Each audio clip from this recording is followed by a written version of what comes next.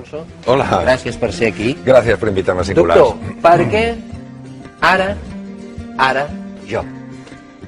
Pues por una razón sencilla, Jaume.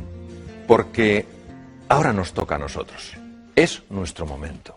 Ya no podemos seguir perdiendo el tiempo, desgastándonos, consumiendo glucosa cerebral de quién tiene la culpa, lo hizo el uno, lo hizo el otro.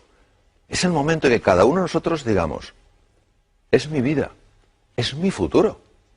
Es absurdo que pretendamos que las circunstancias mejoren si no estamos dispuestos a mejorarnos a nosotros mismos.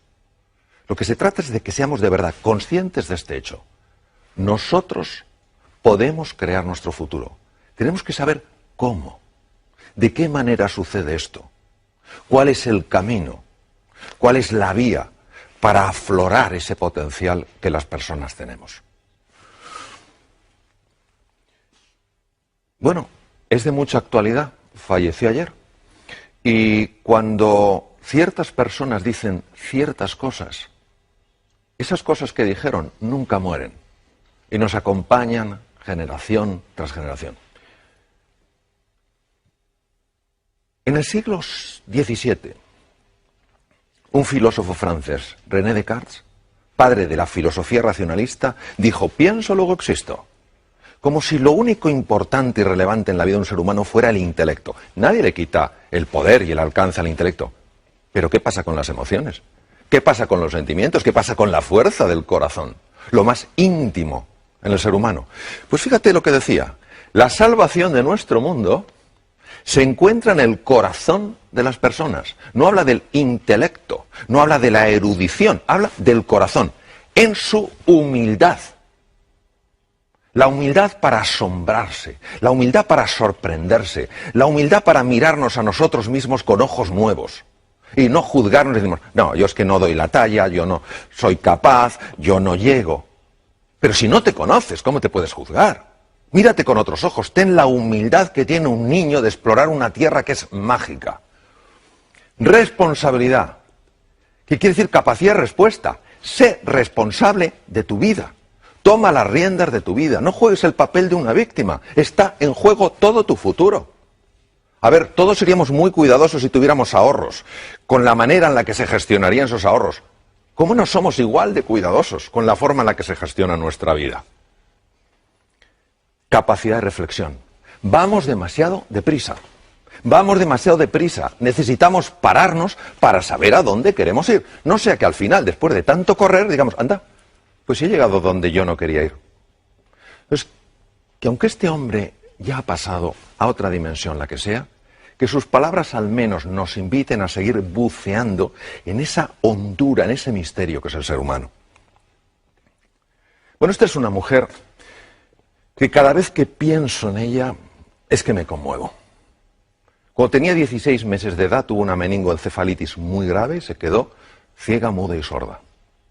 No obstante, fue la primera mujer en la historia que se graduó con honores por la Universidad de Harvard, Helen Keller. En una ocasión un periodista entrevistó a esta mujer y le dijo, señorita Keller, ¿hay algo peor que ser ciego? Y ella le dijo, sí. Es peor poder ver y no tener una visión. Porque cómo vemos el futuro determina cómo vivimos el presente. Si yo no creo un futuro ilusionante, si yo no creo un horizonte que tire de mí, ¿cómo en mi día a día voy a actuar con fuerza, con energía y con pasión? No. Miro ese universo que hay ahí lejano y digo, no hay nada para mí. Entonces en mi día a día iré con tristeza, iré con desánimo. Bueno, es la profecía que se autocumple. En poco tiempo efectivamente veré ese futuro y no seré consciente de que yo también lo he creado con mi forma de comportarme, mi forma de ser. Es básico entrenar la mente. La mente es algo de tal complejidad que es muy difícil definirla y mucho menos con 4 o 5 palabras. ¿Qué es entrenar la mente? Lo primero es entrenar la atención. No perdamos más el tiempo enfocándonos en lo que está mal. Vamos a enfocarnos en lo que podría estar bien. No en quién tiene la culpa, sino en qué podemos hacer nosotros juntos. Vamos a usar la imaginación no para generar angustia y preocupación, ay, ¿cómo va a ser mi vida mañana y pasado? Sino generar posibilidades, algo que nos ilusione. Tenemos que ser capaces, además, de parar ese diálogo incesante que nos pone la cabeza a estallar, con desesperanza, con desánimo, con desilusión. Necesitamos entrenarnos en la reflexión. La palabra inteligencia viene de la raíz latina, interlegere, que quiere decir mirar dentro. Pero ¿qué pasa? Que cuando estamos hablando de entrenar la mente nos suena un poco extraño. ¿Cómo? ¿Es que una persona que quiere aprender un nuevo idioma no tiene que entrenarse? ¿Es que alguien que quiere aprender un nuevo deporte no tiene que entrenarse? Porque la mente no se va a entrenar. Necesitamos entrenarnos en fortaleza mental y en fortaleza emocional. Porque el mundo en el que estamos es un mundo complejo e incierto. Pero una cosa es la complejidad y la incertidumbre y otra es la desorientación. No podemos estar además desorientados. ¿Cómo nos orientamos? A través del entrenamiento mental. La creatividad es básica, todos lo sabemos. ¿Por qué es tan importante la creatividad? Porque es la que te permite aprovechar las posibilidades que la realidad te ofrece para crear un campo de juego que te abra nuevas oportunidades. ¿Pero qué nos pasa? Nos pasa que cuando pensamos en la creatividad pensamos que para ser creativo hay que haber pasado por la universidad, hay que tener 27 másters, etc. Eso no es verdad. La creatividad es consustancial con el ser humano, está en cada uno de nosotros. No hay un solo ser humano que no sea creativo. Lo que pasa es que hay muchos que sí creen que no son creativos. Y entonces no crean nada novedoso porque ellos no creen que en su interior hay ese potencial. La clave para la creatividad es la pasión. Tenemos que encontrar esa palanca emocional, ese motivo, esa ilusión que nos levante por la mañana con hambre de hacer algo nuevo, de encontrar la relación entre cosas que aparentemente no están relacionadas. Por eso el estado de ánimo es clave, que creamos en nosotros y nuestro potencial.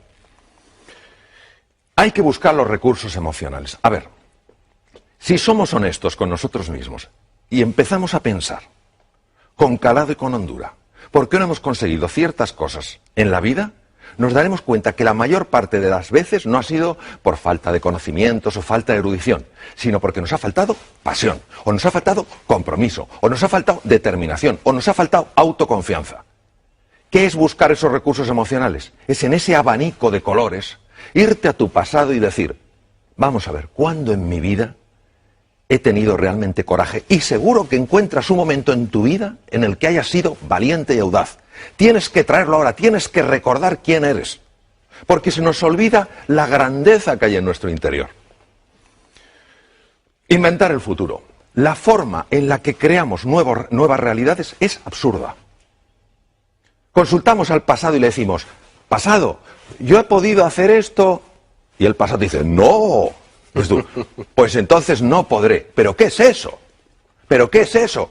¿Cómo va el pasado a determinar nuestro futuro? Es al revés. ¿Cómo hay que hacerlo? Hay que crear esa idea que nos apasione, que nos ilusione, que tire de nosotros, y a partir del futuro empezar a construir hacia el presente. Para llegar allí, ¿qué tengo que hacer primero? Pues tengo que hacer esto. Y para hacer esto, ¿qué tengo que hacer? Esto. Pum, pum, pum. Es que es radicalmente distinto, pero lo hacemos al revés. Vamos del pasado al futuro. No, señor. El pasado no tiene por qué predecir tu futuro.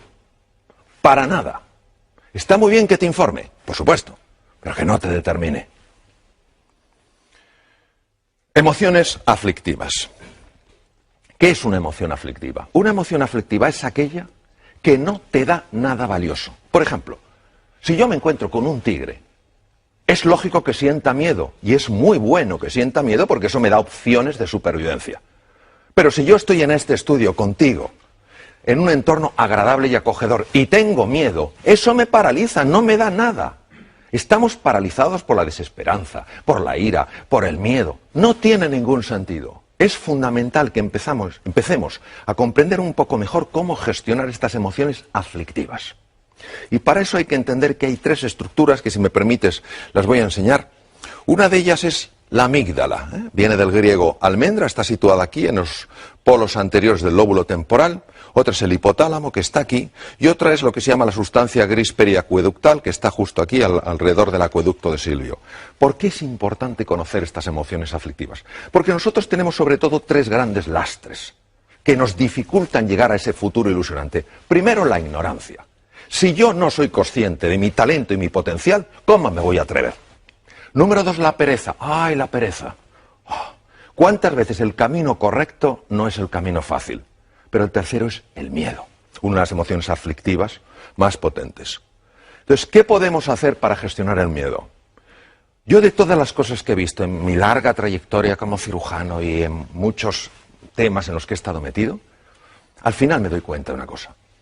El miedo, cuando te engancha, hay que gestionarlo por vía física, utilizando técnicas físicas, técnicas respiratorias, gestionando el diafragma porque es el que te cambia la química hormonal, cambiando el foco de tu atención, utilizando colores. ¿Por qué colores? Pues no lo sabemos. Esto lo descubrieron científicos orientales hace miles de años. Los colores tienen un impacto tremendo en el hemisferio derecho del cerebro, que es el que gestiona estas cosas. Nosotros sabemos que al imaginar un color azul llevado a ciertas partes del cuerpo, sabemos que automáticamente empieza a cambiar esa emoción aflictiva. ¿Por qué? Bueno, porque cambia la química, las imágenes generan emociones, las emociones están asociadas a procesos químicos. Entonces, es fundamental que sepamos que el miedo se puede gestionar, por lo menos, para que no nos paralice cuando es una emoción aflictiva. Bueno, luego hay una cosa que es que creo que la tenemos que recuperar. Nos hemos pensado que los éxitos suceden solos. Se ha perdido la cultura del esfuerzo, la cultura del trabajo. A ver, yo a veces me quedo impresionado cuando dicen, aprenda usted inglés en 3 meses, mientras duerme y, por supuesto, sin esfuerzo. Pero ¿cómo se va a creer uno eso? Pero nos gusta tanto la fórmula, la receta mágica. Lo quiero, es mío. Pues no funciona. Probablemente el inventor más prolífico que existió nunca, Thomas Alva Edison, dijo, el genio es 1% inspiración y 99% trabajo, transpiración, sudar. Entonces, ¿qué quiere decir? Esto es como una goma. Hay que dejar que se tense. Es el momento en que nos cuesta las cosas y tenemos que seguir. No tiremos la toalla. Cuando aguantamos la tensión y estamos incómodos, y es normal que estemos incómodos, el cerebro automáticamente tiene que resolver ese dolor. Porque su misión es evitar el dolor. ¿Cómo lo resuelve? Abre la ventana de la inteligencia y de la creatividad. Y por eso todos sabemos que cuando hemos aguantado de verdad, de repente, no sabemos cómo, hemos encontrado una ventana, un espacio. Anda, ¿cómo no lo había visto antes? Porque hay que esforzarse buscando y trabajando. Por eso la determinación, la persistencia, la paciencia son valores tan grandes. Entonces ahora no podemos decir, no, esto sucede solo. No es verdad. No es verdad. El ser humano necesita esforzarse por aquello que vale la pena en su vida. ¿La V de qué? De valores. A ver, creo, desde mi pequeña perspectiva, que necesitamos urgentemente recuperar los valores. Valores que no dependen de un credo, que no dependen de una cultura, que no dependen de una forma de pensar. Están implícitos en la naturaleza humana. ¿Qué es un valor? Un valor es todo aquello que a mí, como ser humano, me perfecciona. Si la generosidad me perfecciona, eso es un valor. Si el coraje, la audacia me perfecciona, eso es un valor. Los valores son los que nos dan guía, referencia. En un mundo marcado por la complejidad y la incertidumbre, ya lo he comentado antes, ¿qué es lo que nos da la orientación? ¿Cuál va a ser nuestro faro? Esos valores. Ojo con la sensación de impotencia. Jaume, yo la veo continuamente. No sé cuántos, no sé qué. Una cosa es el diagnóstico, y en medicina esto lo sabemos bien.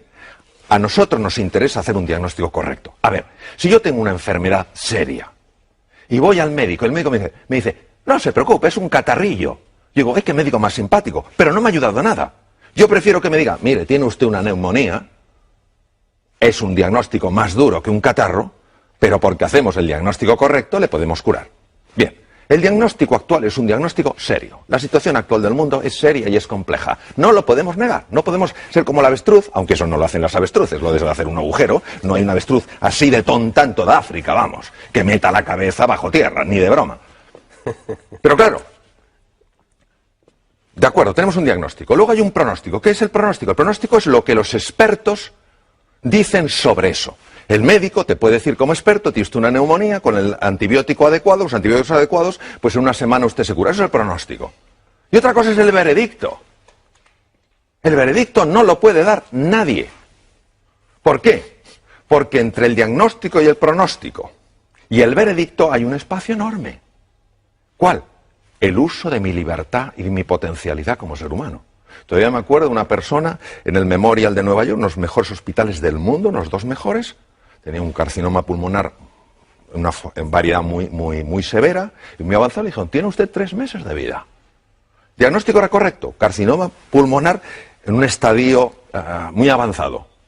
Pronóstico, desde el punto de vista estadístico, usted tiene 3 meses de vida, pero se lo dijeron como un veredicto, usted tiene 3 meses de vida. Y este señor dijo, lo siento, compro su diagnóstico, compro su pronóstico, pero no su veredicto. Tengo demasiadas cosas que hacer. Vivió 3 años. Entonces, esto no es sencillamente un caso extraño. ¿Qué es lo que nos perdemos? Nos perdemos lo que puede emerger del ser humano cuando ese ser humano dice, ahora yo, ahora me toca a mí. Pero esta es la historia de Sísifo, condenado por Zeus, un dios más bien poco piadoso, a subir una piedra. Y cuando la había llevado a lo alto de la colina, la propia piedra bajaba y él volvía a hacerlo. Esto lo estoy viendo continuamente, la sensación de desesperanza. Haga lo que haga, para nada sirve. ¡Claro que sirve! ¿Cómo no va a servir? De hecho, es lo único que sirve. Pero si tú crees que no sirve, dejarás de esforzarte como te puedes esforzar. Y entonces se cae en la desesperanza. Este es el drama de hoy. El drama de hoy no es ya la dificultad que hay, que es real, sino nuestra sensación de impotencia que le está acompañando. Uno se pregunta, ¿por qué tuvo tanto impacto esta película durante la Segunda Guerra Mundial? Porque habla de las creencias. Son 3 personajes que van con Dorothy, cada uno se ve limitado por algo. Y hay un mago que se supone que es un ser enorme, con unas voces tremendas, y al final se dan cuenta que es un hombre con una megafonía. Es chiquitín y tiene una megafonía. Así son nuestras creencias limitantes, esos programas que tenemos metidos. No puedes, no llegarás, no serás capaz. Pero si esos son puras entelequias. Lo que pasa es que las vivimos como reales. El oráculo de Delfos. Un griego está consultando al oráculo de Delfos. Es importantísimo que sepamos que nosotros podemos escuchar 2 tipos de voces. La primera voz es la de la jaula de grillos. No puedes, no eres capaz, no hay salida, tú ni siquiera lo mereces. A esa no hay que escucharla. Y hay otra que es el maestro interior, que te dice confía en ti, cree en ti. ¿Cómo notas que te habla uno u otro? Es muy fácil notarlo. Cuando te habla el maestro interior, notas paz y serenidad. Cuando te habla la otra persona, la otra voz, lo que notas es crispación, tensión y desánimo. Es fundamental que prestemos atención a la voz que nos ayuda, no a la que nos anula. Bueno, esto a mí como médico me impacta profundamente. La actitud, ¿qué es la actitud? La actitud es cómo me posiciono yo frente a una realidad. Está más que demostrado médicamente que la actitud de una persona frente a una enfermedad afecta a todos estos niveles. Los linfocitos, ¿qué son linfocitos? Células que atacan bacterias, virus, tumores. Células fagocíticas, los fagocitos, lo mismo, los engloban de otra manera. Macrófagos, son el servicio de limpieza del organismo. Se ingieren, destruyen todos esos detritus para que no se infecten. Anticuerpos, fibroblastos, generadores de la cicatriz. Todo esto es afectado por la actitud y uno dirá, pero ¿cómo es posible? Porque la actitud afecta mis emociones. Mis emociones son procesos químicos y todas estas células que vemos en la pantalla tienen receptores para esas moléculas. Claro, no es lo mismo que a un linfocito que tiene que pelear con una bacteria se le pegue la molécula del entusiasmo que la del desánimo. Porque imagínate un linfocito acercándose a una bacteria con la molécula del desánimo y el propio linfocito, claro, en el lenguaje linfocítico, diciendo, oh, yo con esta bacteria no tengo nada que hacer, yo me voy. Pero es que es así, es decir, lo digo en un plan un poco desenfadado, pero es que es así. Es que se ha demostrado que estas células reaccionan de manera radicalmente diferente según las moléculas de la emoción que se ajusten. Nelson Mandela, se puede aprender tanto de este hombre, que podía haber odiado tanto a sus carceleros. tenía tantas razones. Y lo único que le importó es la reconciliación.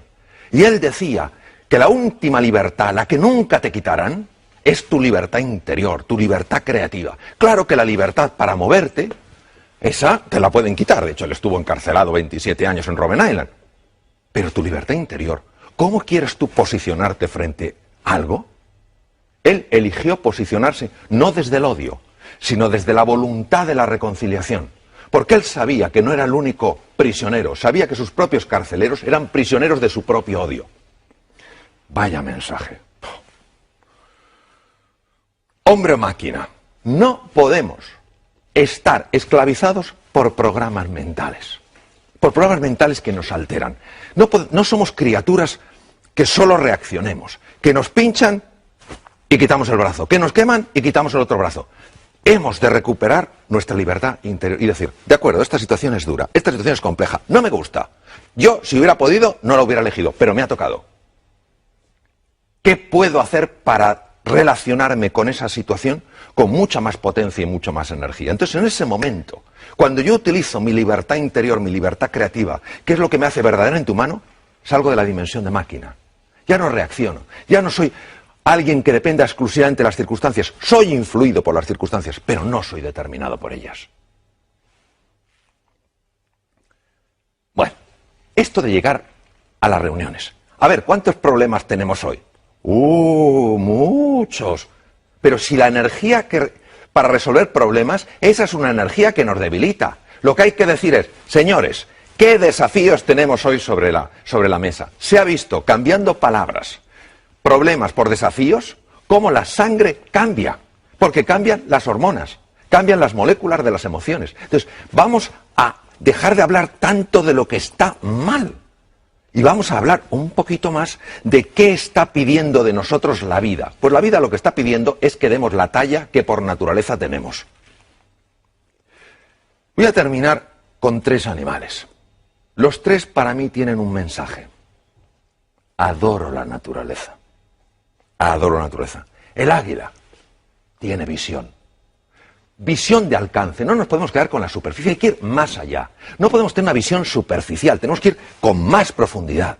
No podemos tener una visión estrecha, tenemos que ver una visión más ancha. Es un mundo ya todo conectado. La ley de sistemas está presente. Claro, esto llama a ese entrenamiento de la mirada, a mirar las cosas de una manera desacostumbrada. Segundo, el león. ¿Por qué el león duerme 2/3 partes del día? Uno dirá, porque tiene mucho sueño.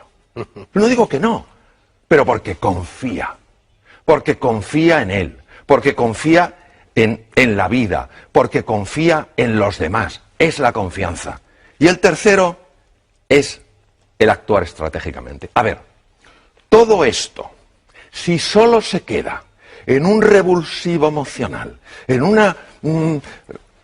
algo que me ilusiona, en algo que me entusiasma, pero no cojo yo y digo, y ahora me toca a mí dar el primer paso, no sirve para nada. Entonces, la actuación estratégica, es decir, bueno, quiero llegar aquí, ¿qué 4, 5, 6 cosas puedo poner en marcha simultáneamente para encaminarme?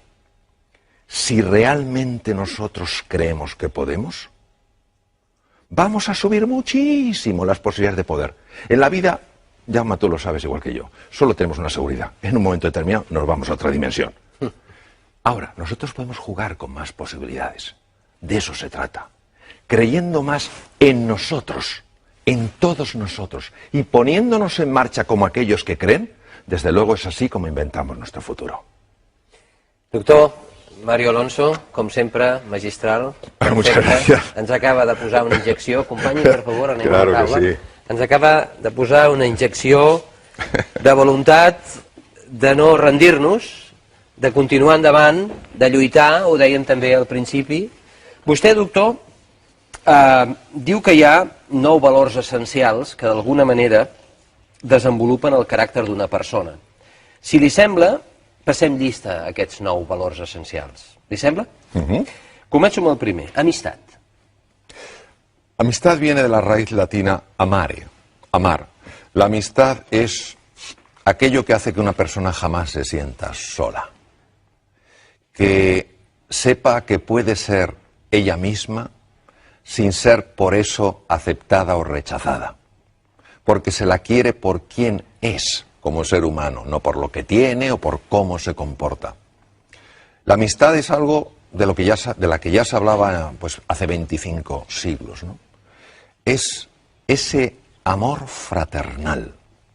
Es sentir que en ese momento en el que te sientes especialmente débil y vulnerable, puedes hablar con alguien que es tu amigo.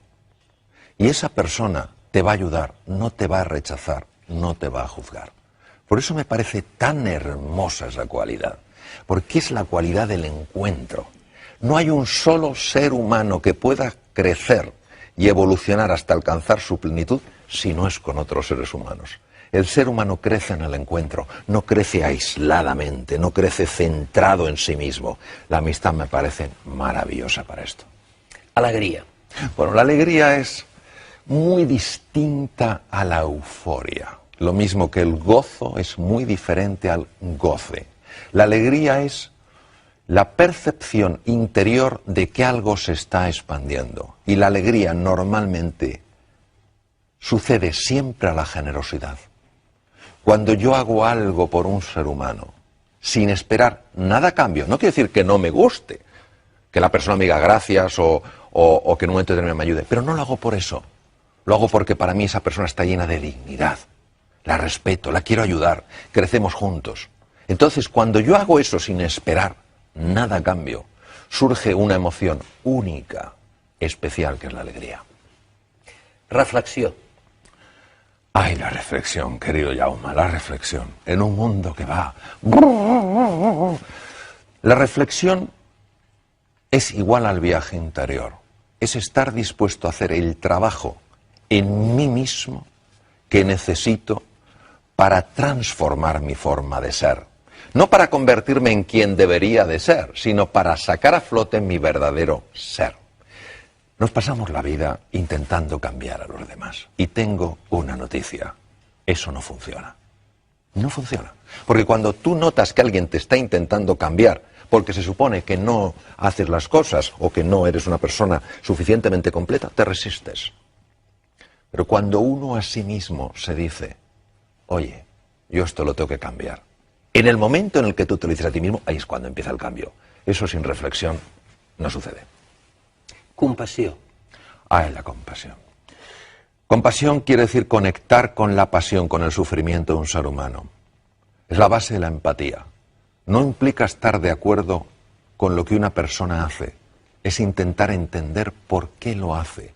Cómo está viendo las cosas para actuar así. Es la base del encuentro entre dos seres humanos. Evita que reaccionemos. Y lo que invita es a explorar, a buscar, a comprender para poder ayudar. Compromís. Bueno, voy a poner un ejemplito. Yo comprendo que es posiblemente conocido. Me gusta ponerlo. El compromiso no es la implicación. El compromiso es mucho más serio. Y suelo poner el ejemplo, posiblemente sea conocido aún así, es muy gráfico. Plato de huevos fritos con bacon. La gallina implicada, el cerdo comprometido. Se deja la piel. Entonces, el compromiso es cuando tú dices, esto sale sí o sí. Me caeré 27 veces. Cometeré 50 errores. Siempre me levantaré una vez más de las que me caiga. El compromiso solo lo llevas a cabo cuando algo es un valor tan importante que dices, hay demasiado en juego. Y cuando una persona está comprometida de verdad en algo, ahí es cuando empieza a emerger la grandeza que hay en el interior. Em salto, doctor Mario Alonso, dos valors perquè vostè n'ha parlat bastant durant la seva presentació, que és creativitat i entusiasme. I passo directament al valor de la fe. Fe es creer sin tener evidencias. Creo firmemente que la fe mueve montañas y que las montañas a veces más grandes no son las que vemos ahí fuera, sino las que tenemos dentro. Montañas que son falta de reconocimiento a nuestras propias capacidades, a nuestros propios recursos, a nuestra propia imaginación, a nuestra propia creatividad. Claro, la fe solo sucede si tú te pones en marcha apostando de verdad por ti. Entonces, yo necesito las evidencias antes, entonces eso no es fe. El mérito de la fe es que solo saldrá lo que tienes dentro cuando primero creas que de verdad existe y te pongas en marcha, como se ponen en marcha aquellos que de verdad creen. Humilitat. La humildad no es una virtud muy glamurosa. Para mí es la clave. Viene de la raíz latina humus, lo que fertiliza la tierra. La humildad es la que hace que yo me pueda poner de forma permanente en el papel de un alumno. Y por más que pueda saber, siempre esté abierto a aprender de cualquier ser humano. Las personas, en cirugía, algunos de los más grandes maestros que he tenido, personas súper reconocidas a nivel mundial, me llamaba la atención su humildad. Preguntaban, ¿qué harías aquí? ¿Por qué? Porque es que es lo único que te ayuda a integrar el saber colectivo para dirigir ese saber colectivo hacia un fin que merece la pena. Fíjate, en el siglo XIII después de Cristo, uno de los más grandes filósofos que han existido nunca, Santo Tomás de Aquino, dijo lo siguiente: todos los pecados del hombre, y la palabra pecado viene del arameo, y quiere decir error, solo quiere decir eso. Es decir, todos los errores del ser humano proceden de un único origen, la soberbia. Mario Alonso, en el seu llibre hi ha moltes frases. Mario Alonso Puig. Mario Alonso Puig. En el seu llibre hi ha moltes frases, doctor, i jo n'he destacada una, perquè em sembla extraordinària i li demano que l'expliqui una mica més. Trobar una sortida és molt diferent de trobar una solució. Cuando una persona sale de su zona de confort, se atreve a explorar, porque empieza a creer más en sí misma, porque quiere descubrir nuevas posibilidades, pasa de esa zona de confort a lo que se llama la zona del coraje, porque ahí lo que te aguanta es el coraje, la fe y la determinación. Claro, ahí uno se siente perdido. No tiene el mapa porque ha salido de la zona de confort, se siente confuso. ¿Qué pasa? Que quiere evitar el dolor. Una salida. Abandona, tira la toalla. Pero si aguanta, si tiene firmeza, si tiene entusiasmo, si cree de verdad en sus posibilidades, mantiene la tensión de esa goma que veíamos, y el cerebro no tiene más remedio para evitar el dolor que buscarle una solución. ¿Cómo lo hace? Abriendo dos ventanas, la de la inteligencia y la de la creatividad. Faràs gran el teu poble no pas elevant les taulades dels seus habitatges, sinó les ànimes dels seus habitants, Epictet. Epicteto fue un esclavo romano de la escuela estoica y era muy interesante lo que dijo, porque a veces ponemos todo el peso en la ciencia, la tecnología, el avance. ¿Y qué pasa con el trabajo interior? ¿Qué pasa con el desarrollo del ser humano? ¿Qué pasa con su crecimiento? Si no van de la mano, si solo hay ciencia y tecnología y no hay crecimiento humano, al final lamentablemente usaremos esa tecnología con un deseo de dominar a otras personas. Solo engrandeceremos a los pueblos si van de la mano. La ciencia y la tecnología, por supuesto que sí. El crecimiento del ser humano, también. Gràcies, doctor.